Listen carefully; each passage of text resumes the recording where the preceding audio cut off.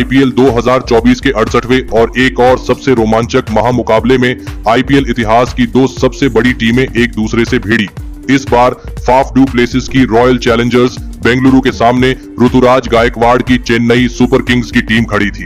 इस रोंगटे खड़े कर देने वाले नॉकआउट महामुकाबले में चेन्नई के कप्तान ऋतुराज गायकवाड़ ने टॉस जीता और पहले गेंदबाजी का फैसला लिया और बेंगलुरु की टीम को पहले बल्लेबाजी के लिए आमंत्रित किया।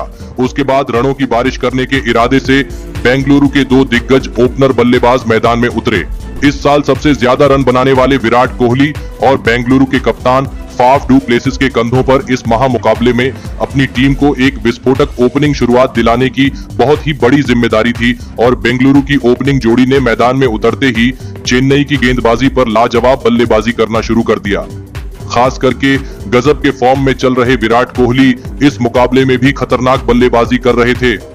पारी के तीसरे ओवर में गेंदबाजी पर आए तुषार देशपांडे को विराट कोहली ने दो शानदार छक्के लगा दिए थे, तो वही दूसरे छोर से कप्तान फाफ डू प्लेसिस भी गजब की बल्लेबाजी कर रहे थे। दबाव अब चेन्नई की गेंदबाजी पर दिखने लगा था और फिर इसी बीच विराट कोहली और फाफ डू प्लेसिस की 50 रनों की शानदार ओपनिंग साझेदारी पूरी हो गई। चेन्नई का कोई भी गेंदबाज बेंगलुरु की इस ओपनिंग साझेदारी को तोड़ नहीं पा रहा था। विराट कोहली के बल्ले से तो लगातार छक्के चौके देखने को मिल रहे थे, अब तो महेंद्र सिंह धोनी भी मुश्किल में दिखने लगे थे। विराट कोहली और कप्तान फाफ डू प्लेसिस ने मिलकर अब अपनी टीम को 78 रनों पर पहुंचा दिया था, लेकिन फिर तभी गेंदबाजी पर आए मिचेल सेंटनर ने चेन्नई की टीम के लिए सबसे बड़ा खतरा बन चुके विराट कोहली को डेरियल मिचेल के हाथों कैच आउट कर दिया। विराट कोहली 29 गेंद में 47 रनों की गजब की पारी खेलकर आउट हो गए। विराट कोहली की इस शानदार पारी के खत्म हो जाने के बाद अब रजत पाटीदार को बल्लेबाजी के लिए भेजा गया, लेकिन दूसरे छोर पर सेट हो चुके कप्तान फाफ डू प्लेसिस ने अब अपना आक्रामक रवैया अपना लिया था और पारी का 11वां ओवर डालने आए रविंद्र जडेजा के ओवर में कप्तान फाफ डू प्लेसिस ने एक चौका और दो धमाकेदार छक्के लगा दिए थे और फिर इसी बीच कप्तान फाफ डू प्लेसिस ने अपना इस मुकाबले का शानदार अर्धशतक पूरा कर लिया। तो वही रजत पाटीदार ने भी आते ही एक शानदार छक्का लगा दिया था, लेकिन तभी अर्धशतक लगाने वाले बेंगलुरु के कप्तान फाफ डू प्लेसिस को मिचेल सेंटनर ने रन आउट कर दिया। कप्तान फाफ डू प्लेसिस 39 गेंदों में 54 रन बनाकर आउट हो गए। कप्तान फाफ डू प्लेसिस अपने खराब नसीब के शिकार बने थे। सेट हो चुके कप्तान फाफ डू प्लेसिस का एक सबसे बड़ा विकेट अब चेन्नई को मिल चुका था। अब बल्लेबाजी के लिए कैमरन ग्रीन मैदान में उतरे और फिर यहां से रजत पाटीदार और कैमरन ग्रीन ने चेन्नई की खतरनाक दिख रही गेंदबाजी के सामने एक और महत्वपूर्ण साझेदारी बनाना शुरू कर दिया था। चेन्नई के गेंदबाजी धीरे धीरे इस मुकाबले में वापसी करने लगी थी, लेकिन रजत पाटीदार और कैमरन ग्रीन की इस जोड़ी ने फिर एक बार चेन्नई की गेंदबाजी पर पलटवार करना शुरू कर दिया था। पारी के 14वें ओवर में गेंदबाजी पर आए सिमरजीत सिंह की इस ओवर में रजत पाटीदार और कैमरन ग्रीन की इस जोड़ी ने दो चौके और एक शानदार छक्का लगा दिया था। इन दोनों की विस्फोटक बल्लेबाजी ने फिर एक बार चेन्नई की गेंदबाजी को बैकफुट पर धकेल दिया था। कप्तान ऋतुराज गायकवाड़ की परेशानियां खत्म ही नहीं हो रही थी और फिर इसी बीच दोनों की 50 रनों की तूफानी साझेदारी भी पूरी हो गई। बेंगलुरु की यह जोड़ी चेन्नई के हर एक गेंदबाज पर बड़े शॉट खेल रही थी। तो वही पारी के 17वें ओवर में तुषार देशपांडे को रजत पाटीदार ने दो गजब के छक्के लगा दिए थे। अब चेन्नई की पूरी गेंदबाजी मुश्किलों में थी। बेंगलुरु की यह साझेदारी लगातार मजबूत होती जा रही थी।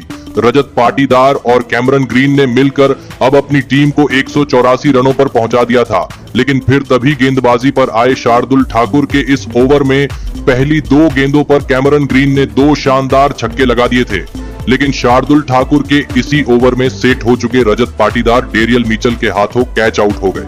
रजत पाटीदार 23 गेंदों में 41 रन बनाकर आउट हो गए। बेंगलुरु की टीम एक गलत मौके पर यह बड़ा विकेट खो बैठी थी। शार्दुल ठाकुर ने एक महत्वपूर्ण मौके पर अपनी टीम को यह सफलता दिलाई थी।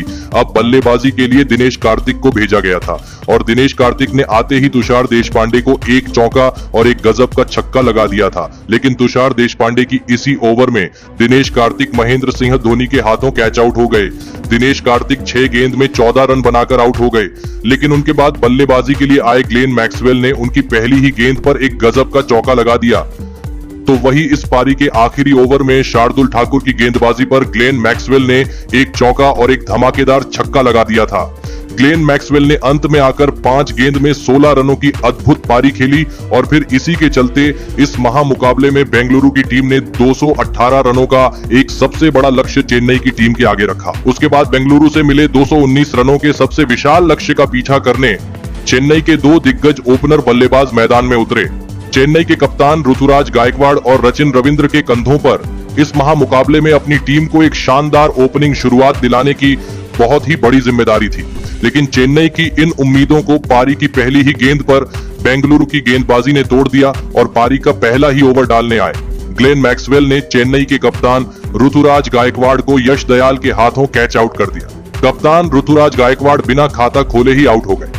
बेहतरीन फॉर्म में चल रहे अपने कप्तान को खोने के बाद अब चेन्नई की टीम की तरफ से डेरियल मिचेल को बल्लेबाजी के लिए भेजा गया और डेरियल मिचेल ने आते ही रचिन रविंद्र के साथ मिलकर चेन्नई की पारी को संभालने की पूरी कोशिश करी। लेकिन फिर तभी गेंदबाजी पर आए यश दयाल ने डेरियल मिचेल को विराट कोहली के हाथों कैच आउट कर दिया। डेरियल मिचेल 6 गेंद में 4 रन बनाकर आउट हो गए।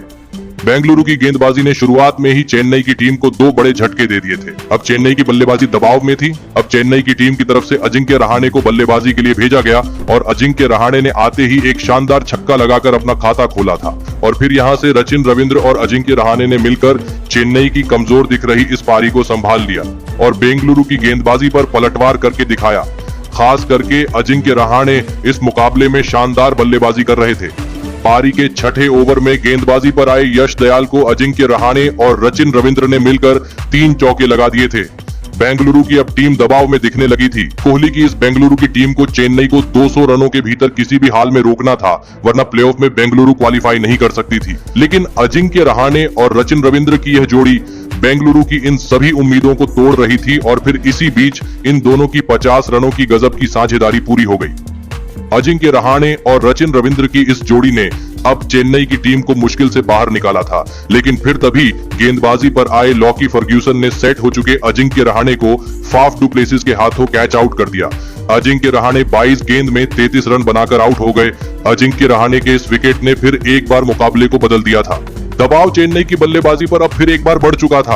अब बल्लेबाजी के लिए शिवम दुबे मैदान में उतरे थे, लेकिन दूसरे छोर पर सेट हो चुके रचिन रविंद्र ने अब अपने हाथ खोलने शुरू कर दिए थे और पारी के 12वें ओवर में लॉकी फर्ग्यूसन को 1 चौका और 2 शानदार छक्के लगाते हुए रचिन रविंद्र ने अपना इस मुकाबले का धमाकेदार अर्धशतक पूरा कर लिया।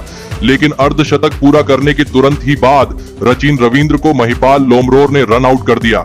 रचिन रविंद्र 37 गेंदों में 61 रन बनाकर आउट हो गए। रचिन रविंद्र का यह विकेट बेंगलुरु की टीम के लिए सबसे बड़ी सफलता थी। अब बल्लेबाजी के लिए रविंद्र जडेजा को भेजा गया था, लेकिन तभी दूसरे छोर पर सेट हो चुके शिवम दुबे को इसी बीच कैमरन ग्रीन ने लॉकी फर्ग्यूसन के हाथों कैच आउट कर दिया। शिवम दुबे 15 गेंद में 7 रन बनाकर आउट हो गए। तो वही उनके तुरंत ही बाद बल्लेबाजी के लिए आए मिचेल सेंटनर को मोहम्मद सिराज ने फाफ डू प्लेसिस के हाथों कैच आउट करके पूरा मुकाबला ही बदल दिया। मिचेल सेंटनर 4 गेंद में 3 रन बनाकर आउट हो गए।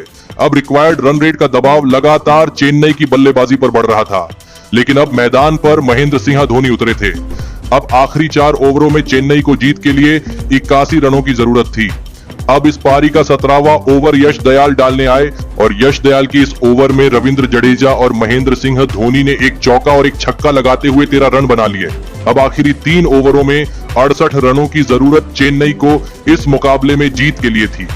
अब इस पारी का 18वां ओवर मोहम्मद सिराज को डालने दिया गया, लेकिन मोहम्मद सिराज की इस ओवर में रविंद्र जडेजा ने फिर अपने बल्ले से कमाल करके दिखाया और 1 छक्का और 1 चौका लगाते हुए इस ओवर में 15 रन बना लिए।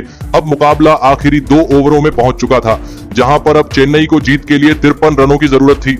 रविंद्र जडेजा की खतरनाक बल्लेबाजी की वजह से दबाव बेंगलुरु की गेंदबाजी पर था। अब 19वां ओवर लॉकी फर्ग्यूसन डालने आए, लेकिन इस 19वें ओवर में लॉकी फर्ग्यूसन ने बहुत ही खराब गेंदबाजी करी और इस ओवर में महेंद्र सिंह धोनी और रविंद्र जडेजा ने मिलकर 2 चौके और 1 शानदार छक्का लगाते हुए